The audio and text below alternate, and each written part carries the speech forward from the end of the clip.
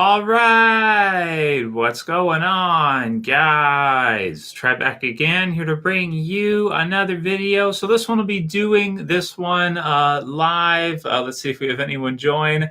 We got some early reviews for the Walking Dead Season 10 finale being in now. So we'll go ahead and read through some of the reviews. They're non-spoiler, so don't worry, guys. They're not going to spoil anything for you. Can somebody just let me know if you guys can hear me okay? Looks like we got about 10 people in here now. Okay, great. We got Zombie 306 Killer and Big Marcus. Hey, Big Mark from Norway. How you guys doing? Good. Thanks for that. So yeah, we got early reviews. Thanks, AK. How you doing, man? And UWOTM and Billie Jean. There's a MJ name, right? So that's fun. Man Hammer's here. Hey, how you doing, man? Good timing. Maiden Wool and Gigadeath and Chappelle DeVee and Vinny and TWW and Alex Kelly. Oh, thanks for joining, guys. So yeah, I was just going to make a Walking Dead video for, hey, Puncture, for some early reviews we got for the Walking Dead Season 10 finale being in, or, well, it's sort of the finale. You guys know, episode 16. For because there's the extended episodes next year, but that's going to be airing. So this episode is going to be airing next Thursday if you have AMC Premiere, and if you don't, it'll be next Sunday for a lot of us. So early reviews in, link will be in the description once the video is ready. Forbes has got it. Eric Kane got a special preview early yesterday, it sounds like, and so he did a nice little non-spoilery write-up for us on how the finale is. So it says, the Walking Dead Season 10 finale review was a certain doom worth the wait. Oh, man, damn, was it ever a wait? So it says, the Walking Dead Season 10 finale was about to air when our very own real-world pandemic put a halt on the fictional zombie apocalypse. COVID-19 arrived and everything ground to a halt, including what must have been a great deal of last-minute post-production work on The Walking Dead's 147th episode. So that'll be episode 16 of The Walking Dead Season 10. And then it says here that he'd finally had a chance to watch the pre-release screener of A Certain Doom. And he says here, I must admit, like so often with this show, I find myself with mixed feelings. This will be a spoiler-free review, minus some surface discussion of the premise and the bits we've already seen in the opening scene of the episode, which, for instance, reveals the return of Maggie. So we've kind of seen that in the trailer. We know that Maggie's returning in this episode, and so he's got a few thoughts here on that. He says, Maggie is a good example of what bothered me most about the Season 10 finale. She returns, and it's cool to have her return, but even though she plays an important part in one segment of the episode, so it sounds like she's going to actually be, have an important part in at least one part of the episode, says, quote, we get very little of her and no explanation of where she's been. So it sounds like she's returning. We're going to see her in this episode coming up, but she's not going to take over the episode. She's going to be a part of the episode, which I'm expecting personally for predictions like her to kind of come in and save the day at the end, something like that. Maybe I'm wrong about that.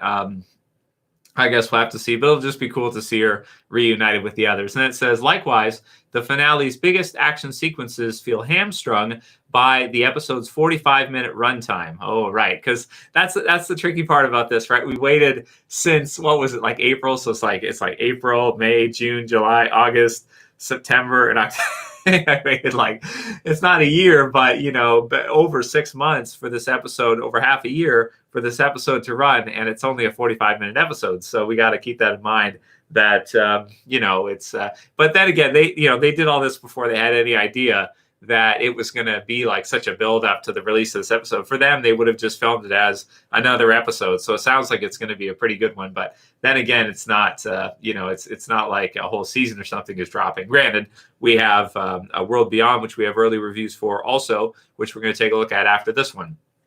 So it says, in a lot of ways, this episode feels just like an epic, a culmination of the Whisper War, then 1-2 punch of Morningstar and Walk With Us. So that was episodes 11 and 12, which was the spoiler warning where Negan kills Alpha, and then the attack on the hilltop. Right. Scatter the good guys, and then Negan, JDM, chops off Alpha's head, he says here. We discover in the next episode that he's been running a long con with Carol, Melissa McBride, going in as a double agent and assassin to take out the Whisperer Queen. So yeah, so we know all that. We've seen all that. So okay, so then it says, all right, it's got that whole sequence was pretty epic and exciting, with some of The Walking Dead's absolute best battle scenes, one of its better plot twists, and a satisfying end to the current arc's big bad, which would be Beta. After that, the survivors had the remaining Whisperers, led by an increasingly unhinged Beta and a horde of zombies to contend with. We also got the frustratingly bad Michonne exit episode. This is all his opinion, right, guys?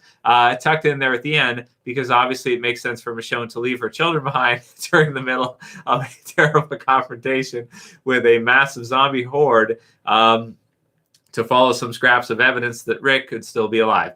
After all, Rick is less capable of taking care of himself than two small children or something. I digress. So it sounds like Eric's got some, you want to talk about it, Eric? He's got some some emotions here with regards to those that have left and have had to leave. I personally feel like they wrote them in pretty well, to where it's like, I thought it felt natural for Michonne, because she thought that the Whispers were done. She thought they were defeated based on what she was told. She got some info that could lead her to finding Rick, and so as a warrior, she goes off to find him, thinking that her family is going to be safe and everything. So I don't know about you, but I thought it felt pretty natural. I guess Eric didn't like it. Then it says, the point I'm getting at here is that the show hit its climax several episodes from the finale, and a certain doom suffers from it. Alpha was the primary antagonist of the last season and a half. Beta was merely her very intimidating lieutenant. He was never positioned as the true threat. I don't know if I agree with that. The episode when he breaks into Alexandria, he feels like a true threat to me. So I don't know about that. Tell that to Ryan Hurst. That's always Alpha. And following her demise, Beta has mostly floundered. I don't know. Okay, this is his opinion, guys. I don't agree with this. And then he says here, yes, he's led the horde to the tower, gathered the might of the Whisper army to hurl it upon our band of survivors, but he's also gone completely insane. What's wrong with that? That's scary for a villain to be totally insane. I think it works for the Joker. How does it not work for Beta? I suppose what's required at this point is a truly epic showdown between Beta and the survivors. And in some sense, the finale provides this, but in others, it most certainly does not. We had a more epic confrontation between Daryl and Beta in Season 9, Episode 13, Choke Point. Again, this feels like an issue with runtime more than anything. I was expecting more from the last battle, given the recent battle of Hilltop and sheer menace of our current villain. So it sounds like we might see sort of the final Whisperer battle in this episode, which kind of surprises me. Maybe that's wrong. Maybe that's not 100% correct, but it sounds like we might see that. That was an awesome battle episode between Daryl and Beta. Well, I guess it can't be helped, because if you look at Season 8 with the Key, it had the best battle sequence between Rick and Negan. So the way the Walking Dead series has chosen to do this is, instead of saving everything for the last episode and then just bringing an awesome finale episode with a final climactic battle, they're giving us some climactic battles in earlier episodes, like the Key and like the Daryl versus Beta episode where he goes down the elevator shaft. Could they have saved those for the very end battle and used those then? They probably could, but I guess they've decided, because they're doing 16 episodes, to mix in some climactic episodes in the regular run episodes, and not just save them all for the finale and then just do them all there, which is what they kind of used to do around season 5 or so. Like, you have No Sanctuary, you have pretty much Dead Already, saving up for a big finale episode and then giving it to you all at once. They're kind of spacing out the climactic battles over the episodes and the seasons now. Granted, much of the episode is very satisfying. A Certain Doom has its share of heartwarming character moments and interactions, especially between Carol and Lydia. It's also surprisingly funny at times, with a couple scenes that should get some laughs or at least grins. There's really nothing inherently wrong with how any of it goes, except that it all feels a little rushed and anticlimactic. though the very final scene is quite the exciting cliffhanger. So, I mean, it wasn't intended to be an episode that was cooked up over 6 or 7 months or whatever it is. When they were filming this, they had just finished filming 15 episodes. They were filming the 16th episode, and it just happened to not get done before the pandemic. And they decided to keep, by the time we reopened and everything, they decided to keep it for a fall release. So it all makes sense, but it wasn't intentionally done. So I think for our expectations, we can't go in thinking that, it's going to be like a movie release or something, considering that this was not intended to be released in this kind of a schedule. That was not, set up ahead of time. Then it says here, the season 10 finale should have probably been at least a full hour long, not counting commercial breaks, to give us a bit more action before the denouement. There are so many different characters to juggle, for one thing, and all navigating the largest zombie horde they've ever encountered. Oh, that's cool. The return of Maggie should be a big deal, but it's really just a blip in the overall story. Then it says here, but even with more time to flesh things out, I'm not sure we could have avoided a sense of anticlimax. This is the problem with killing off the chief antagonist several episodes before the end of the season. It can be done, but it's tricky. So again, same thing as what we're saying about mixing in some climactic episodes throughout the season and not always saving everything just for the finale episode. There's a lot more to like about A Certain Doom, including one of the prettiest musical arrangements I've ever heard on The Walking Dead, not to mention the terrific zombie special effects. Carol is terrific throughout, and Daryl and Gabriel both shine. The secondary plot featuring Eugene leading Ezekiel, Yumiko, and a colorful newcomer, Princess, is also a fun diversion from the Whisper showdown and sets the table nicely for the next season, or perhaps the 6 bonus season 10 episodes we shall see. This is the second to last season finale for The Walking Dead. The next one, if you don't count the bonus episodes, will be its last, a true series finale. That's probably for the best, though. I'll miss it, and I'll miss writing about it when it's gone, despite the many things this show and its creators have gotten wrong, quote, or perhaps because of them discussing imperfection, can be just as gratifying after all. And it says, then again, we still have Fear the Walking Dead, which looks surprisingly good in its season 6 trailer. Deceptively good, I suspect, he says. We have Walking Dead World Beyond, which it looks like he's doing a spoiler-free review of that too. And that's pretty much it. Okay, so to answer the question posted in the headline of this review, yes, I think the episode was worth the wait, but I was expecting a little more, and a little more doom at the very least, though I suppose we've had plenty of that already. Perhaps my expectations are the problem. And then that's it for his write-up of an early review of the Walking Dead season 10 finale episode. So what do we think? So he didn't give too much away in terms of spoilers, so that's good.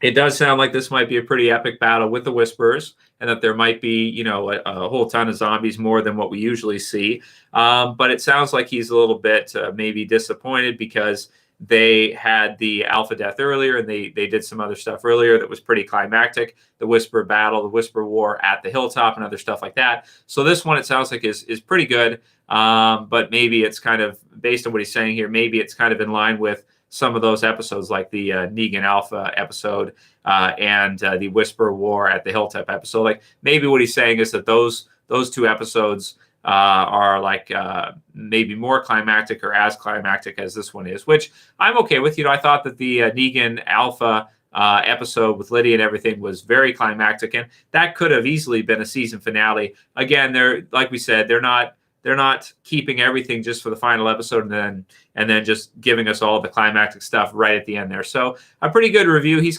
I find him to be a little bit harsh on Walking Dead. I'm surprised he stuck with it so many years if he doesn't like it that much, which I kind of find strange. It's like he stuck with it for 150 episodes pretty much now, and you don't like it that much, or, I don't know. It's good stuff, right? So yeah. But I thought I would share it with you guys. There's an early review of it, non-spoilers. It looks like it could be pretty damn good. So I'm still excited to see it. That'll be next Thursday. I'll have the review done for you guys.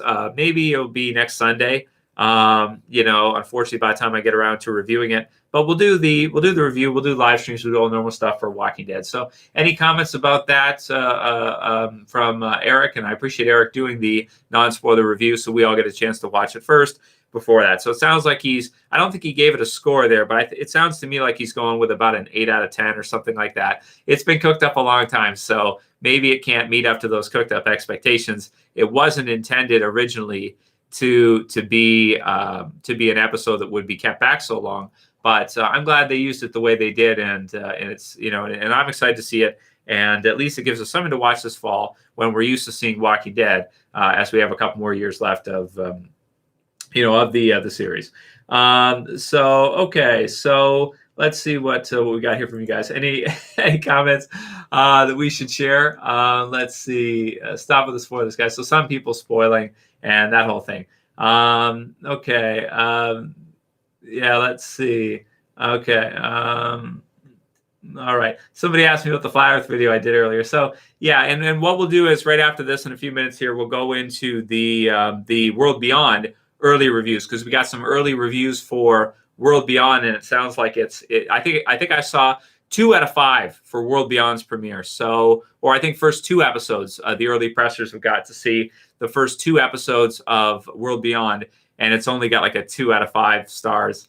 So that's not good. I think it said dead on arrival, some of the reviews said. So we'll go into that after that. We'll look at that. Starlight's an interesting Flat Earth video. Yeah, so I did a video earlier today, which was a book review, really, because I wanted to check this out because a lot of my viewers always mention this one and do during the live stream. So we did that. So that was 200 Proofs the Earth is Not a Spinning Ball by Eric Dubé, which is a fun one, which I do like. So you got all this stuff here. So that video is in the channel. It's over 40 minutes long. So there's a lot to it. It's not as simplistic as you might think. I'm not a flat earther, but I wanted to check out that book from Eric because it is 200 things to look at. So that's kind of fun. So I did that. Okay, let's. I don't see too many questions here from you guys. So let's take a look at the World Beyond reviews. Okay. So Walking Dead World Beyond is dead on arrival is what it says. Oh, man. So it says, but there's still a chance it can be resuscitated. So it says, Walking Dead World Beyond spoilers for episodes 1 and 2 follow, but they're pretty minor. So it sounds like this does contain some spoilers for World Beyond. So it says, Walking Dead World Beyond is clearly supposed to represent the future of everyone's favorite zombie apocalypse, particularly in light of the mother show's impending demise. But it's only 2 years, so I don't know if the person who wrote this, Digital Spy, knows that World Beyond's confirmed for only 2 seasons.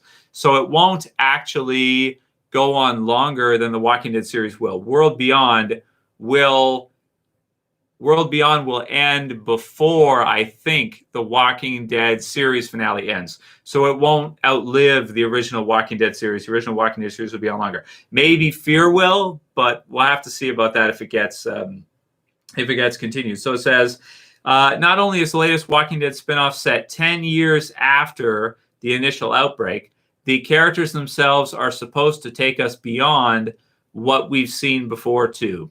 World Beyond knows casual fans are no longer interested in watching survivors who are dead on the inside fight zombies who are dead on the... Oh, okay. So survivors who are dead on the inside fighting zombies who are dead on the outside is what they're saying here.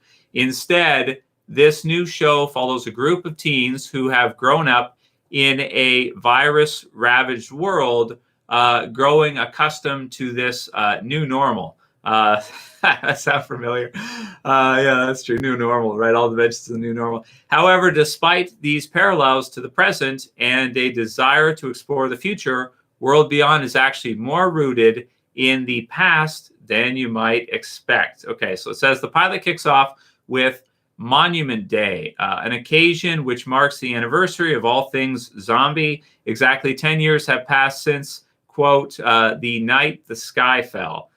I don't know. And the children who, I guess maybe when it first started, so it's 10 years into the future after the zombie apocalypse first starts. And the children who survived are trying to carry on as normal. Think Clueless or The Breakfast Club. Clueless or The Breakfast Club. In a zombie apocalypse? How does that work? But instead of studying algebra, kids like Iris, which is Alia Royale, and Hope, Alexa Mansour, are taught how to stab empties through the eye. I guess empties might be their nickname for zombies. I guess so. So the kids are being taught how to kill zombies. Still, things are about as normal as you might expect, given how only 10 years have passed since the world ended. People in this community own nice houses, and the zombies are more of an annoyance than a real threat here. In a world where the dead walk, these townsfolk have finally learned how to stop running and find peace in the apocalypse. So this is kind of a weird intro. I didn't really expect this.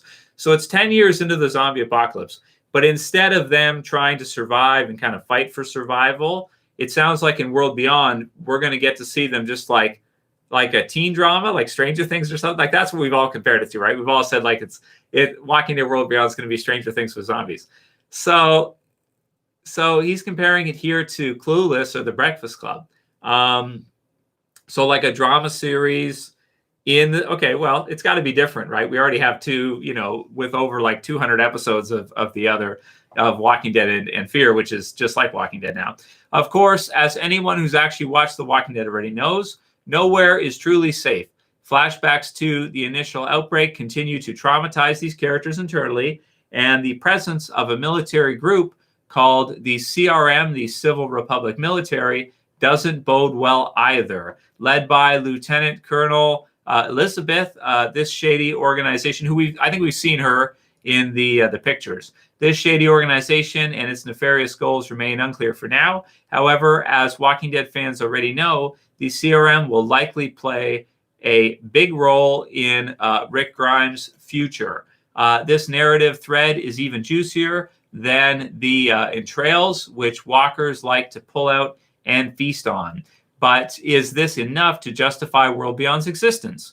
Despite the CRM's presence and a whole host of walkers waiting outside the town, there's a considerable lack of tension in this community. That's to be expected at first, given the setup. But when Iris and Hope set out on their journey into the big, wide world, there's still very little horror to speak of. Okay, so it sounds like the first episode is not, at the beginning anyway, is not that scary, which, well, it kind of reminds me a little bit of Fear. Well, Fear had the kind of fear of the first zombie that had transformed and whatnot with Nick and everything. So not only are the walkers few and far between for the most part, but there's not much here that the other shows haven't already tackled, aside perhaps from one particular zombie who has to be seen to be believed. Is that bees? Something to do with bees? Believed? I guess we'll see when we watch the episode. Watching survivors learn how to kill zombies again is about as thrilling as watching teenagers play Monopoly. Something which also happens in the first two episodes of World Beyond. In a franchise which often leans too far into the bleak reality of apocalyptic life, there is something to be said for this more hopeful optimism. Unfortunately, World Beyond moves too far in the opposite direction. So sure, this show is basically the YA equivalent of The Walking Dead and should therefore appeal to younger fans. Still, did we really need to see some tacky CGI fireflies flit around a walker while the kids play board games in their treehouse? Oh, wow. World Beyond was never going to be a gore fest like its other counterparts, but we could have forgiven the pilot's tame approach to horror if it had something new to say. Fear the Walking Dead has its flaws, but at least that show tries to mix things up with some new perspectives on the apocalypse. Like The Walking Dead before it, World Beyond is essentially just another road trip through rural America, except with slightly shorter, more inexperienced people. Of course, there's still time for the show to prove us wrong, even if it does just last for 2 seasons. Okay, they do know. AMC currently has planned. We had high hopes for this spinoff, and it's worth pointing out that there's still plenty to sink your teeth into here. While some of the acting is a tad sluggish, much of the walkers themselves, Nico Tortorella, impresses in the role of Felix, the head of security detail. Okay, so he's the head of security detail. That gives us something. And as you might expect, Julia Ormond is mesmerizing as a CRM commander who may or may not know where Rick Grimes is. Cool. So she sounds like a kind of a cool villain. Once World Beyond throws off its training wheels and hits full stride, there's a chance the show could really live up to its potential. In particular, those surprisingly disturbing flashbacks give us hope that the remaining episodes will figure out how to balance the horror more effectively with the show's YA vibes, or younger rating vibes. Iris declares at one point that we are the future, but is this the future that fans of The Walking Dead deserve? Moving forward, World Beyond needs to work a lot harder if the franchise stands any chance of shuffling on beyond The Walking Dead's demise. Oh, that makes me sad. And then they gave it a 2 out of 5 stars only. It's 2. World Beyond is confirmed for 2 seasons, so it's confirmed for 2 years. That's just what it's going to be. Did they decide that after they saw it and thought, okay, we can run this for a couple years and that probably will work? Maybe that's the case. It does kind of like, well, it's different because then you have the kids in a tree, like, they're in a tree house. They're playing. I had a tree house when I was a kid. We built a tree house. My dad gave us wood and stuff, and we built the tree house. So I know what that's all about and everything. And that's kind of like, that's kind of cool. Again, like we said, it sounds like they're going for something like a Stranger Things type of show here. Will it bring in younger audiences? Will they be able to relate better to it? Like maybe they were able to relate to Carl in some ways in the original Walking Dead TV series. I guess that remains to be seen. So we'll see what World Beyond turns out. But 2 out of 5 stars is not a great early review for World Beyond, and so that's unfortunate. I'm glad from Eric. It sounds like the Walking Dead season 10 finale delivers well, and there's lots of zombies and everything like that. It sounds like there isn't too much horror to start off with World Beyond, but it has to be different. Showing just scary zombies and people killing zombies all the time. You have to have a different angle. You have to have something to it. So we know what the angle is for World Beyond. It's for that younger audience, that younger group. And if we're interested in watching that, we can.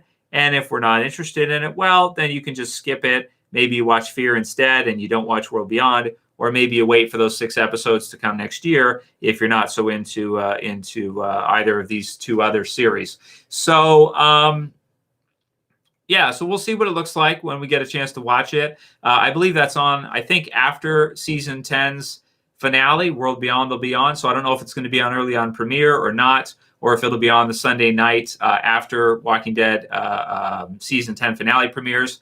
So we'll see if it's any good, guys. We'll give it a shot. But I love Stranger Things. It doesn't bother me that, I'm at the age I'm at right now, 34, and then you have the kids in Stranger Things that are young teens and that in the 80s or whatnot. For me, it's a nostalgic thing.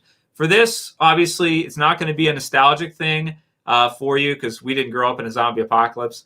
But it could be kind of cool in that seeing how, kids of that age would react to zombies, how they would behave, how they would learn to kill them, and just kind of, I don't know, I guess to see a different angle on it. But you probably have to like drama series because it sounds like it's more drama centered than it is horror centered.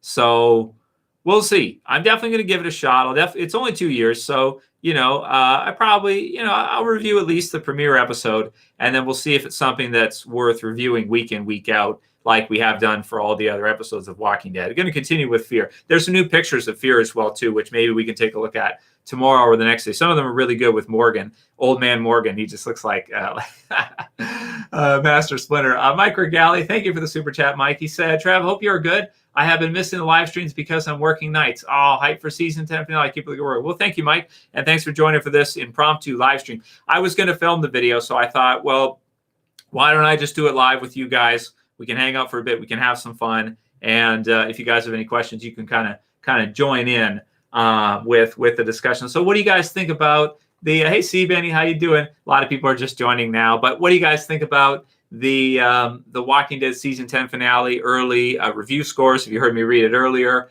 and what do you think about World Beyond? Are you interested in checking out World Beyond? Are you kind of sort of, hey Wilson, how you doing, man? Yeah, are you interested in seeing? Hey, Guts, how you doing? Are you interested in seeing like a younger group like that with tree houses and that kind of story? Like, is that something that you'd be interested in for these episodes coming up, or is that something where you're like, I just want to see Walking Dead, or I'm not so interested in seeing that. Well, I have to admit, since Carl's been gone in the Walking Dead series, I've always felt like maybe there was something missing in terms of like that age, seeing how that age would respond. Because I'm trying to think, is there anybody in Walking Dead that's really around Carl's age? They brought in Judith; she's even younger, so there's that. So that's kind of cool in a way. But she's really young. I mean, she's not like teenager age or anything yet, right? So yeah. So I don't know. I guess we'll see how World Beyond turns out. But 2 out of 5 is not a great review score for early reviews to start with, and then we'll see what happens after that. Hey, Jamie, how you doing?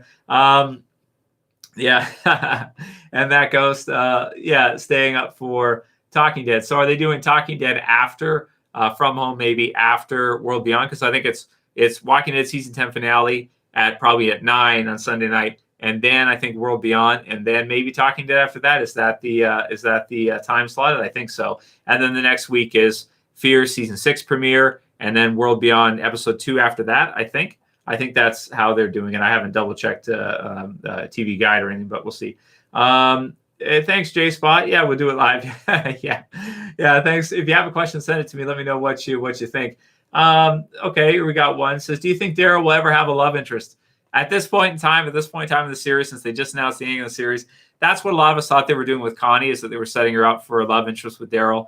But maybe at this point, maybe you do a short one with Connie, and then you end it. Norman Reedus said that him and Carol will probably just be friends. Like they'll never adjust that and make that anything but what it is now. So that's just kind of what we're looking at, what we're seeing with that. And Jay Spot, if you have a question, send it through to me, or a comment or anything. I'll read it. What you think about those early reviews? The Mask Guy. Well, have a good one, Anna. Take care. The Mask Guy, well, we'll see who that is. There's a lot of different fan theories about that. I don't think there's Mercer is one fan theory. He's a comic book character that uses throwing axes, I think, or pickaxes, something like that. So we'll see if maybe that masked character in the finale ends up being Mercer. That would be cool if it was, and that would make sense. But other people have different theories or ideas as well. So we'll see. It could just be someone new that we don't even know who they are anyway. Dr. Death says, rumors have it there are no major deaths for these survivors. I hope this is wrong. Beta kills no one we care about. Well, let's see. Who has Beta killed? He killed a whole bunch of people in Alexandria. He killed Gamma in absolutely brutal fashion. And I'm trying to think anybody else here that has been for the Whispers. Well, he's part of the Whispers, and they originally killed Jesus. So in the graveyard. So I guess he sort of gets indirect cred for that one too, because of the fact that he's kind of a leader in the Whispers, and the Whispers are responsible for that. Q Rocks has said, Trev, I used to watch Walking Dead with my dad since I was 12 years old, and have watched your channel since season 3. I hadn't seen the past 2 seasons, but I still love watching your videos. Hey, thanks, Q Rocks. Check out the last 2 years, Q Rocks. I know a lot of people are not watching Walking Dead anymore that were watching it 2, 3, 4 years ago. I know that a lot of people have fallen off, but I would say if you get time, watch the last couple seasons. The series is coming to an end soon anyway, so don't you want to see how it ends? Don't you want to see the story to its final conclusion? And then at least you can even have an opinion on, do you like the comic version better? Do you like the TV series version better? And then also you can see the Rick movie later. So there's some good stuff coming up. And don't you want to see how it ends? It's like, now that they've announced this ending, it's like you want to know what happens to make it end, right? Okay. Let's see what else we got here. Someone said that Julia is an amazing actress. That was from Jen. I'm not really familiar with her. I guess we'll see. But you want to have someone good for the CRM leader, I think, because I would expect to see her in the Rick movie after. So that's something that we have. Javier said that his dad just passed to COVID last month. Oh, Javier, so terribly sorry to hear that, man. Sorry for your dad. How old was he? We had someone on Sunday say that as well too. I didn't write down the name, but her dad had passed from COVID as well. That's awful, man. Let us know in the comments there, or in the chat, how old he was, and what maybe, if you want to, what it was like. Sorry to hear that, man. Okay, Tyler Payne. So, Trev, what do you think about the Commonwealth soldiers in The Walking Dead appearing in episode 16? So, in this episode, well, I don't think they are. I don't think we've seen them in any of the trailers, have we, for this episode? I'm trying to think back because, again, this is going back to like March, April timeframe when we saw a lot of this stuff. And then Comic-Con, they showed a little bit, but most of it was kind of the same as what we saw back in April or so. So I don't know if we'll see any Commonwealth soldiers in this Walking Dead season 10 finale. I don't think we will. For that, I think you have to go to the for that you're going to have to watch World Beyond. So that's another thing about World Beyond is if you don't see it, you won't get to see the infrastructure and the group that may have Rick captive. So but it sounds like they have peace inside their borders, so they have a really strong military and a really strong leadership stance so that their people can live peacefully inside. Which makes me think of a lot of the stuff we've been talking about recently, that that peace is sort of a fallacy, or peace is kind of like, peace is sort of allowed within a controlled system that you just hope the rulers are nice in. But if you don't have a controlled system, then peace by itself probably won't happen. Let's see here. Okay, let's see. All right. So, Javier said, okay, he ended up wasting away 4 weeks with a BiPAP mask. Oh, man. Last week alive, he was put on a ventilator, and then 8 days later. Oh, man. I'm so sorry to hear that, Javier. I think mostly it was the total effing neglect from the hospital staff led him to never really recover. Oh, man. I'm so sorry, Javier. Sorry to hear that, man. Damn, that sucks totally, dude. Yeah. Really, really bad stuff. Yeah, for sure. Okay. Yeah, man. Yeah, I'm sorry, Javier. Okay, let's try to keep going here for maybe a little bit longer. That's most of what I wanted to cover in the video with you guys. Is the early scores for the season 10 finale, and World Beyond being, as they called it, dead on arrival. So that's those. Let me see if I had any other stuff from you guys. Some stuff for more of the conspiracy space or that kind of stuff related to earlier. Yeah, Crazy Blade had one comment, which is maybe Negan could go to Fear the Walking Dead after the Walking Dead series ends. Well, we don't know if Fear the Walking Dead is going to get an additional, we don't know if Fear the Walking Dead's run is going to go past the Walking Dead's run. I kind of hope that it will, because then it would have something to watch still on TV, not counting the movie. I hope it will, but I guess a lot of it depends on how many people actually tune in to watch it, and if they don't, then yeah, it's not going to work. But I think enough people will watch it to make it worth their while. I don't know if it costs them that much to do Fear the Walking Dead, not nearly as much as the original series. The budget for the original series is high because you have a lot of the actors and actresses like Carol and Daryl. Right there, your payroll for them is huge, just for them. And then you have Maggie and you have all the others. Big payroll. For Fear, you have a few at the forefront there that's quite a bit probably. But aside from that, I don't think the rest of it will cost all that much for them to do it. So I guess we'll see if it's worth it for AMC. I hope it will be. But yeah, man, it's there's nothing you can say about it. We just heard from Javier here. We're definitely, everyone's going through a tough time this year. And I haven't lost any family members personally or any close friends or anything personally to the pandemic. But certainly I have a couple viewers here that told me that they have. And that's absolutely horrendous. It's awful to hear that. Absolutely. So, yeah, man. So sorry to hear that. Dr. Death, thank you for your super chat, and have yourself a good day. Appreciate it, man. He sent through a super chat, and thank you, man. So I do appreciate it. Okay. I think that's most of what we want to say. Yeah, much love out to you, Javier. Stay strong there, man. And yeah, again, just nothing you can say other than sorry, man. Really sorry to hear that.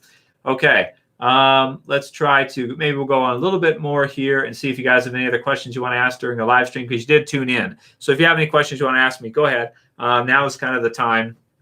So, because if you're not here on Sunday nights, we usually do live stream Sunday nights, but I was just going to film this one. Thank you, Maiden, for your support. And let me know how everything's going with you. And thanks for your continued support. See, Benny, flat freaking Earth.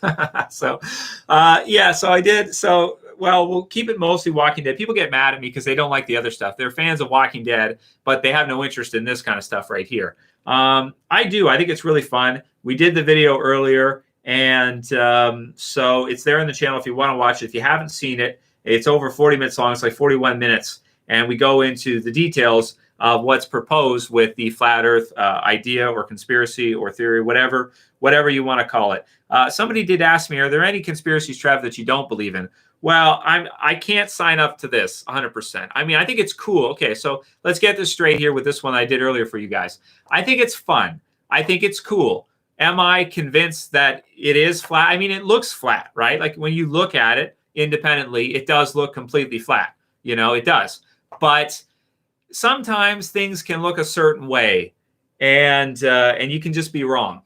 You can just be wrong, right? So we have to allot and account for that as well too. And you have to consider with something like this, if it is actually true that the Earth is flat and it's a God-created type of environment, and we just have Satanists at the top of our system that are taking us away from that purposefully, which would, the Felix Baumgartner footage would kind of allude you to that, because inside the his capsule, or whatever you want to call this here, it does look totally flat horizon, as you'd see here. But then the outside, they use a particular type of lens to make it look like it's this huge curvature, which is, that's deliberately dishonest, because if you don't use a particular type of camera, if you use a regular camera, it's going to be totally flat. Everyone else sees it as flat.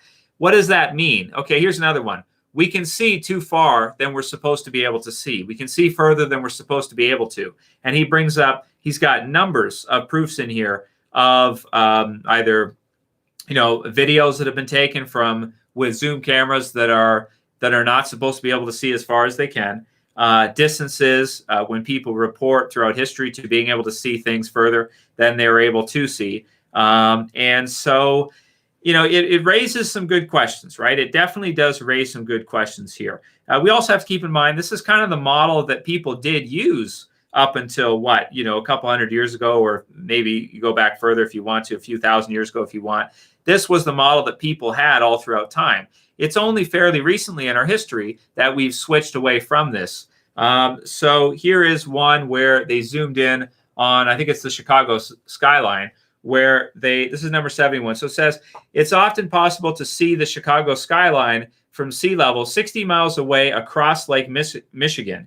In 2015, after photographer Joshua Nowicki photographed this phenomenon, several news channels quickly claimed it to be a superior mirage. But it isn't, because that would be, I believe if it was a mirage, it would be inverted, I think, and it would be higher up. So so based on the curvature calculations, if it was a giant sphere, it would be impossible to see it that far away. No matter how powerful your zoom camera is, unless you want to argue that your vision is curving around the curvature, it would be impossible to see it from that far away. So they have some good stuff, right? They do have some good stuff. But is it enough to catch, and throw away everything that NASA does and everything that we see from their footage and all their stuff, and to say that that's all entirely CG? Well, the flat earthers think it is. I am not there 100%. I don't think it's enough. But that's my own opinion. So I'm not really a proponent of flat earth.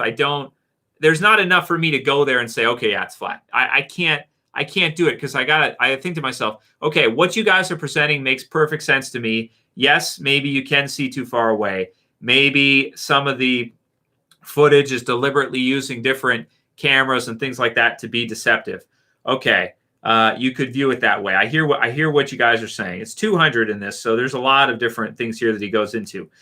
But it'd be such a huge, massive lie that I gotta think that somebody would have figured it out, or at least that enough people would figure it out to where it wouldn't be so widely accepted as it is. It'd be more debated if it was truly actually flat. That there would be other ways people would figure it out. So so that's where I'm at with that one. And I don't believe in every conspiracy theory. I don't agree with the Q stuff. I've done videos, giving my thoughts on that. I no longer really believe in UFO conspiracies, that there's, this government cover up from UFOs traveling from other planets to come here and interact with us. I'm not really buying that anymore either. From my research, I've kind of pushed that back and said, I don't see enough evidence here to where I think that's actually true. It seems to me more like that might be in line with other agendas, which is to kind of mold our philosophy and mold our psychology with kind of using UFOs as part of that. So I'm kind of pushing back on that, saying I have no reason to believe these are. So I don't believe every conspiracy that there is. Certainly I don't.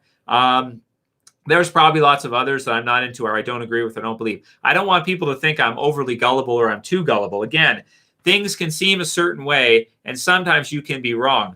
But I have not put 5 or 10 years of full-time hours into researching this like someone like Eric has, doing my own experiments and doing all this stuff. You know, I haven't done that. Is there a chance he could be right and it could actually just be flat? There is, but I can't go there because I guess I don't have enough experience in the area. And I just also am saying to myself, well, okay, I see that you're right. You can see too far away. Then you should be able to. You're seeing further than you should be able to. It does look like the sun's probably closer than they purport it to be. But I just got to sit there and think to myself, is there a chance that we're wrong here, that you're wrong here? And if you are, then, well, you know, yeah, so that's kind of where I'm at right now with regards to this one. So I'm not 100% for it myself either, and I don't just believe every conspiracy there is just because I want to be anti the man. That's not true either. I just try to come up to my own conclusions with these things, and let's say it this way: I enjoy looking at them. That's what I enjoy looking at them. Okay. The Private Prophet said, hey, Trev, glad you were doing well, man. So thank you, Private Prophet. Thank you for the super chat. And I am doing well. Everything is going really good with me. And I was watching London Real, which is a great YouTube channel you guys can check out earlier. And Brian was going into the amount of workers that are in the different buildings in London. London, England? In the UK. London. What's the current? I don't know. London. So, and I think he was saying only 13% of the offices are filled. Everyone else is at home. They're closing down pubs again, so a lot of shops are closing down. I see a lot of stores closing down here, the signs being taken down and stuff like that. And it's a sad year. You know, people losing loved ones. It's a very sad year, guys. It's a very sad year to be here for. So I don't really have anything to complain about, considering, you know, some like Javier losing his dad, people losing their livelihoods, losing their businesses. This is going to ravage a lot of people, and unfortunately, we're not out of the woods yet. Flu season is just coming up. I looked up online. The key months are December and February have the highest. December and February, for some reason, have the highest numbers, peak period. So as things get colder into October, November, some. But then once we hit December, that's when, that's when, as far as influenza goes, that's when it peaks. So if that gives us any benchmark to compare to, that's what we might be looking at for COVID. Just, I hope not, but in December it might go gangbusters. So if it does, again, this affects our livelihood too, because people are not wanting to go into shops. You know, I went to a store today to look at some figures. I didn't feel comfortable. I walked in the door. I don't use hand sanitizers. I have a mask on. I don't use hand sanitizers. I walk past them. And the lady almost stopped me. I could tell she wanted to, but I just walked right by because I'm kind of disagreeable like that. But as I went to go in the store, I felt like she wanted to stop me and tell me to use the hand sanitizer. And I was like, I'm not using your hand sanitizer. If it comes to that, I'll just leave. I'll wear your stupid mask, but I'm not putting this stuff on my hands, 5 times a day every time I go somewhere. I don't like it. I wash my hands, whatever. I'm healthy. I'm not, whatever. So, but anyway, if people don't feel comfortable going into your shops or going into your stores, guess what? They're not going to come. They're not going to come in your shops and your stores. And then guess what happens after that? You go out of business. You lose your job. So, yeah, man, it's a tough time. Maybe I'll do a video later, give my thoughts on depression and that and whatnot, and how we should think about this and pull through it. But there is light at the end of the tunnel. Things will get better. And a lot of this is psychology too. There are people that are getting sick for sure, but everybody, is kind of psychologically under that kind of pressure as well. I saw commercials from the government of Canada, because I live in Canada, on YouTube for anti-suicide commercials. They're actually paying here where I live for commercials on YouTube to address suicide, because the numbers are up so high. It might be the highest that we've seen in our lifetime. I don't know. Maybe we'll see at the end of the year. They'll probably give us the numbers at some point, but maybe it's already the highest that we've had in our lifetime. So they're paying for ad space to do commercials to try to prevent people from doing that, because that's how bad people are getting depressed, losing their businesses, losing their shops. It really unfortunate. This is we've never really seen anything like this. In some ways, it might be worse in 2000, 2008, 2009 with the economic crash and everything. So yeah, you got to be careful. Absolutely, there's no doubt about it.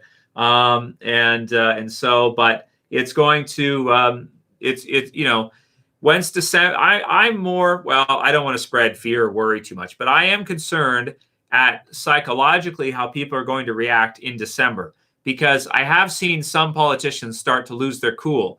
And once that happens and they start enforcing severe lockdowns, it can be really crazy. A lot of those shop owners and things like that worldwide, small mom and pop shops,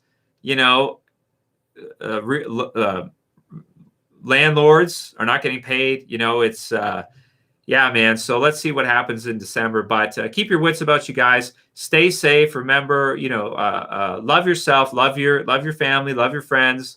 Do what you can do and try to keep positive. It's not always easy. Life isn't always easy. I'm kind of a fan of stoicism in a lot of ways. Life is not always easy, guys, but we got to pull through. And I am absolutely 100% opposed to taking the easy way out. 100%. So anyway, that's all I'll say for that now. But it's a tough year. I get it. And yeah, the fines are crazy. Like Chris is saying here, $200 fine for not wearing a mask when you're supposed to in the UK now, Trev. Yeah. This is what we're talking about. We've heard about it in Australia. I think I've heard about this too. Them arresting a lady that was pregnant for saying that they were going to go to a protest or something, going to their home because she said on Facebook she was going to go to a protest or something. And then the cops came to her house, found her from Facebook, came to her house and arrested her in front of her kids and her husband or whatever, which I just thought I was like blown away. I couldn't believe that. I was like, are you effing kidding me? You're going to arrest someone just for saying that they might do a protest or they might want to do a protest or they might go to one? That is insane. So I am mostly worried. Yes, illness is bad, and there's always viruses and illness around. This one's worse than usual. Sure it is. But I am more concerned about the independent livelihoods of people getting destroyed. I am more concerned about, people losing, because for men, we need function, and women too. We need function. We all need function. We need things to do. And, work has its, it has its vices. A lot of people complain a lot. But if you don't have that, yeah, man, it can get pretty bad. So yeah, draconian, right? Exactly. Yeah, it's hearts go out to all you guys everywhere that you are.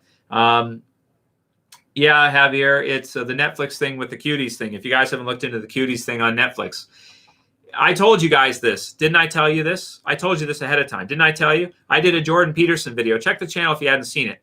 When Jordan Peterson was trying to save God and he was doing all this stuff and everybody was loving it, it was all great. I said in a video, he has no idea what he's up against. And I meant it because I know what he's up against.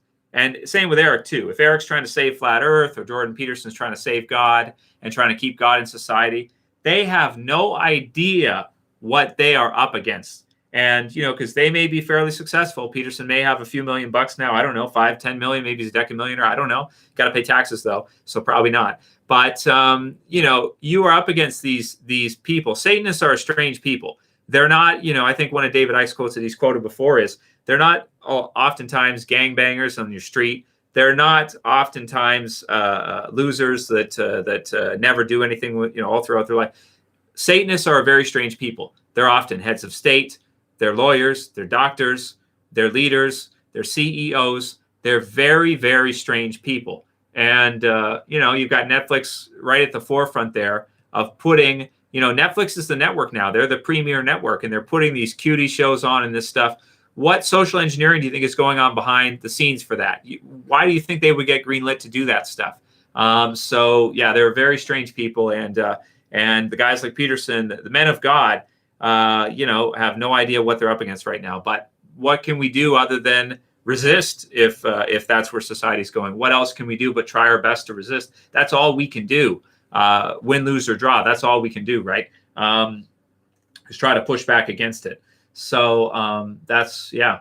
So it's a lot of money for not wearing a mask, Jeremy. Absolutely. It is a lot of money. And then to the people who organize protests against them, if you organize like a race-based, yeah, I can say that. If you organize a race-based protest, you're fine. But if you protest against the government and against the lockdowns, then all of a sudden they want to come and arrest you. Like Piers Corbyn was arrested for the one in London as well. Was it London? In the UK, wherever they did that square there. He was arrested. He's been arrested a few times for organizing protests against the government. So if you do race protesting, you're fine. But if you, which is like, yeah, you're fine to do that. We're going to let you do that. But if you protest against us, then we're gonna fine you and we're gonna come after you, right? So that's what it is. Yeah. Okay. So let's see what you guys say about that. What do you think about all the celeb leaks?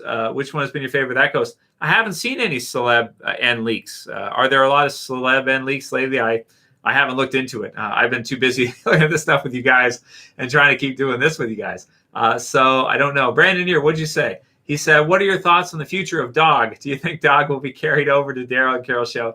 Yeah, cheers, buddy. Yeah, I think Dog should be with Daryl permanently. I think Daryl should always have Dog. I think it's a good addition. It's like Wolverine with having a dog or a wolf or something with him. It's just, it's his pet. You know, if this is like World of Warcraft, they have their pets, the characters that go around with them. And so, you know, he needs Dog. Absolutely, for sure. So, yeah. Okay, so the Private Project made it. Yeah, made it to another live stream. Welcome, Private. And yeah, man. Okay, well, I won't stay too long, guys. But if you have any further questions here, we can kind of talk a little bit. Blitz, you're not going to get me with that again. Not this time. Good stuff. You guys love to troll me, right? Okay, let's see. Yes, a lot. Really, that coast? I haven't seen any of them. Maybe you think maybe with the entertainment industry being shut down, these narcissists are so desperate for attention, they're leaking it on purpose. Wouldn't surprise me. Yeah, see, Blitz, you're full of shit. Anyway, okay, Beaverus. What self-interest do the cultural hegemony need to protect? What self-interest do the cultural hegemony need to protect? Beaverus, I don't understand what you're asking, who you're talking about exactly. Hey, Trev, it's Schitt's Creek, like the biggest thing in Canada. Do you watch it? So funny, says Karen. Karen Bach. Is your first name actually Karen? Karen? That's kind of, if so, I kind of feel sorry for you now. Because that's become an adjective, really. Your first name has become an adjective now, so that totally sucks. But yeah, it's okay. Let's see what she said. But I haven't seen Schitt's Creek. I haven't watched it at all. Is it on Netflix? I haven't seen it whatsoever. No, not yet. I'm not too into comedies. I'm not a huge comedy guy. Trav, do you think Scott Gimple knows Mike Oxlong? Okay, I get it, Manhammer. Yeah, okay, that's good. Yeah, this is what happens when I don't have like a direction for us to go. People just start talking nonsense. The first person to determine the circumference of the Earth was Eratosthenes, somewhere around 240 BC. So the circumference of it back then. Okay, yeah. Well, yeah, Steve, I don't think there's anything here that's in conflict with the circumference of it. I think that they calculated the curvature based on the circumference, and they find that if the circumference is right, then we're able to see further than we're supposed to be able to based on the curvature. So that's cool stuff. I like that. Also, I saw in one of Eric's videos that NASA means in Hebrew to deceive. Did you guys know that? NASA in Hebrew means to deceive. So again, their angle is that NASA is actually a military propaganda section, which they did have Werner von Braun when they first started, right? So he was like the head guy at NASA when they first were getting rolling. So their contention is that NASA is basically a military propaganda, space propaganda entity, pretty much, organization, pretty much, is what he's saying. So yeah, so they're not in disagreement with the circumference. They're using that to say that you're able to see further than you're supposed to be able to. So, and maybe they're right about that. I don't, I've never done it myself personally. All I'm doing is I'm looking at this, telling you what they're saying and what they're proposing. It sounds legit to me, but I'm not willing to go there 100%, all the way either anyway, because, I haven't done any of these experiments myself. I'd want to do it in person before I'd be totally convinced, which, yeah. So, Okay, so let's see what Protoss says. Trev, the Earth is flat. How do you explain airplanes flying around the world? I've been in quite a few. How do they land? Right, flat Earthers use airplane landings as proof the Earth is not moving and rotating. Because if it was, you would never be able to land an airplane.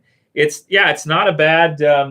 It makes sense, right? It makes sense. It's like, yeah, if the Earth is rotating, spinning, and moving, all like based on the physics that they say it is, how do you land an airplane? And I guess probably their response for that would be is that the air and everything within the atmosphere is moving with it at the exact same rate. That doesn't seem to make sense to me either. So I have some good questions about it. Again, I'm not willing to go all the way there, even just socially too, for the social pressure, because then people just think you're a moron or whatever, or an idiot. But it is interesting that the Earth is supposed to be moving, rotating, and moving, and yet we can still land airplanes without it moving. Because if it's moving and rotating, you're trying to land an airplane. Unless you're trying to say, well, the airplane is in the same gravitational field or pull, so it moves at exactly the same, so it negates it to zero. But that's what a lot of this stuff is. A lot of it feels like that's one of the flat earthers things that they're saying is that a lot of it is you're having to make up extremely complex answers to things that are simple, which is their opinion, which is that the Earth is not moving at all. So I don't know, man. I kind of don't want to get too into it. I don't have a strong opinion on it one way or another. It wouldn't surprise me if everything they're saying is completely wrong, and it also wouldn't surprise me if they were right. I wouldn't be surprised either way, because they both have good arguments, and the stuff from outer space that's shot, some of the footage where you see the Earth rotating does look really good nowadays. So is that just all CG or what? I don't know. And does NASA shoot all of their rockets into the ocean? I don't know. That's what they contend, is that they're parabolic, so they're all being shot into the ocean, which would make sense with their name, to deceive. But I just don't know how you prove that. I don't know, how you could go through. It's oh man, it's fun stuff. But I certainly am not the best person to talk to if you want to be convinced of it, because I myself am like, okay, you got some cool stuff, but I just don't know, man. I don't know. Even that one's a bit far for me. Even though what you're saying is making sense, right? Like I hear what you're saying, but I just don't. I can't go all the way there. Okay, well, it's at an hour mark now, guys. It's 7:30, so I think I will wrap the stream for tonight. Thank you guys for joining me, and I'll see you again probably Sunday for the the atmosphere moves also, see, Benny. So so what they're saying is that everything within it is moving. I don't know if does that make sense? Does it not make sense? It's tricky, right? Because then what they're trying to do is they're trying to catch them lying. So sometimes it's difficult to catch a liar if they are lying, or to know that they are lying, right? So I don't know, man. I just don't know. So you guys have yourselves a great night. And hey, we kept mostly to Walking Dead this one. That was good. And I'll see you guys again soon. Jeremy Harbin said, I definitely don't believe that we are spinning or in motion. I believe the stars we see move on their own. So that would be right. You're a geocentrist. Yeah. And you believe that we're not moving at all. We're stationary. We're not moving whatsoever. And everything is revolving around us. Well, if it's an intelligently designed system, then that's what you would expect based around us and what you see on Earth. Then that's what you would expect. It's like a World of Warcraft sky, right? It doesn't need to be actual, physical terra firma. It's just a presentation, right? It's just a part of like what you'd see in World of Warcraft, that kind of thing. So I don't know. It's some good stuff. Let's wrap up for now, guys, and I'll see you again soon. Write down your other questions for Sunday, and we'll continue around that. I'll see you guys. Have a good night, guys. I'll see you soon. As always, this is Travis saying peace. Later, guys. See you soon.